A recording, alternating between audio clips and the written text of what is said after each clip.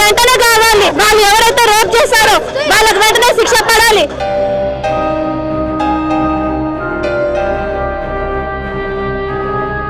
కానీ మేము అక్కడ గుండాలను పంపించారు, అయినా కూడా ఎవరు ఏం పట్టించుకోవట్లేదు.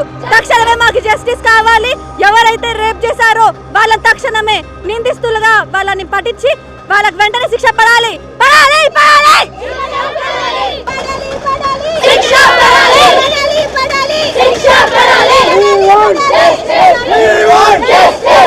అదేవిధంగా ఎక్కడైనా పేషెంట్లు చనిపోయినా కూడా డాక్టర్ల మీద దాడులు జరుగుతున్నాయి. డాక్టర్ల మీద తరచుగా జరిగే దాడులు మీరు ఎలా ఖండిస్తున్నారు? మొదటిగా చెప్పాలనుకునేది వైద్యం అనేది అందరికీ ఉచితంగా దొరకడం వల్లనే ఇదన్నీ జరుగుతున్నాయండి.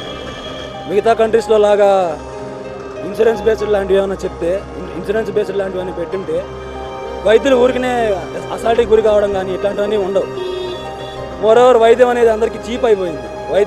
డాక్టర్లు ఎంతో కష్టపడి దాకా వస్తారు, వాళ్ళని ఇట్లా అసాల్ట్ చేయడం అనేది మానసికంగా కానీ ఫిజికల్గా కానీ చాలా ఇబ్బందికి గురి చేస్తున్నారు. ఇలా చేసిన వాళ్ళు ఈరోజు మొన్న జరిగిన ఇన్సిడెంట్ ఏదైతే ఉందో చాలా పెద్ద అట్రాసిటీ అది. అలాంటి వాళ్ళని ఏం చేయాలనేది సొసైటీకే తెలియాలి. మానవత్వం అనేది బతికుంటే ఇప్పటికైనా వాళ్ళ మీద చర్య తీసుకొని వాళ్ళని కఠినంగా శిక్షించాలని కోరుకుంటున్నాం. దీనికి విభిన్నంగా ఏం జరుగుతుందంటే ఆర్జేకర్ మెడికల్ కాలేజీలో ఇంకొక 300 మంది 100 మంది వచ్చి ఆడున్న ఎవిడెన్స్ని నాశనం చేయడానికి ట్రై చేస్తున్నారు. దానితో పాటు జరిగిన అన్యాయాన్ని ఇంకా సపోర్ట్ చేస్తున్నారు. మనం ఎటువంటి సొసైటీలో బతుకుతున్నామో మనకైతే అర్థం కావట్లేదు. సో మేము బేసిక్గా కోరుకునేది ఏంటంటే we want justice.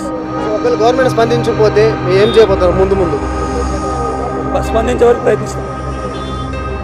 So doctor పైన దాడి జరిగి రేప్ చేసి చంపడం అనేది చాలా దారుణమైన చర్య.